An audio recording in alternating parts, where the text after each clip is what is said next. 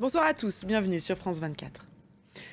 Des scènes qui rappellent l'assaut du Capitole à Washington il y a 2 ans. Cette fois-ci, cela se passe au Brésil. Des centaines de partisans de l'ex-président Jair Bolsonaro ont envahi le Congrès, la Cour suprême et le palais présidentiel à Brasilia. Et on reviendra sur la situation au Brésil à la fin de notre journal et dans nos prochaines éditions avec notre correspondante Perrine Juan.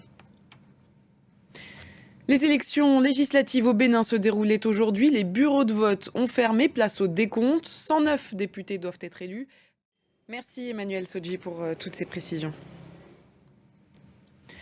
La Russie a-t-elle mené des frappes sur Kramatorsk? C'est en tout cas ce qu'affirme Moscou, mais cette information est démentie par Kiev.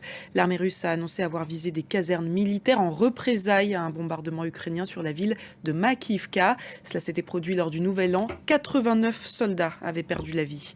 Les détails avec Nicolas Chamontin. Dans toute l'Ukraine, le cessez-le-feu unilatéral annoncé par la Russie pendant la période du Noël orthodoxe est mort-né.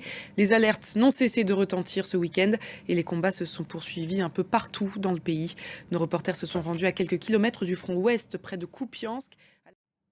Se dirige-t-on vers un rapprochement entre la Syrie et la Turquie? Cela en prend en tout cas le chemin depuis la rencontre la semaine dernière entre leurs ministres de la Défense.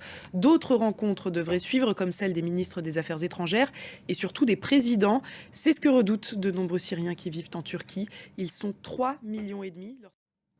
C'est l'accident le plus meurtrier qu'a connu le Sénégal ces dernières années. La nuit dernière, une collision entre 2 bus a entraîné la mort de 40 personnes.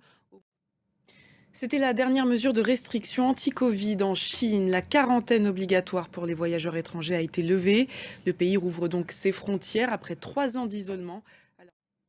Un point maintenant sur la situation au Brésil, à Brasilia plus précisément, où des partisans de Jair Bolsonaro ont envahi le Congrès, la Cour suprême et le palais présidentiel, laissant place à des scènes de chaos qui rappellent l'assaut du Capitole à Washington il y a 2 ans.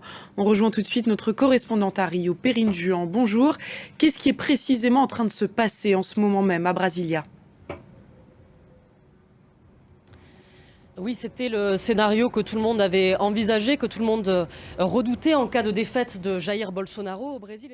Merci Perrine Juan pour toutes ces précisions. Et avec nous également sur ce plateau pour parler de la situation au Brésil, notre journaliste Mathieu Cavada. Bonsoir Mathieu. Bonsoir Cérine. Alors on le voit sur ces images que vous allez voir en direct, cela rappelle exactement ce qui s'est passé il y a 2 ans au Capitole à Washington. Oui. Merci Mathieu Cavada pour toutes ces précisions. On reviendra bien évidemment sur la situation à Brasilia dans nos prochaines éditions. Et c'est la fin de cette édition. Merci de l'avoir suivi. L'information continue sur France 24.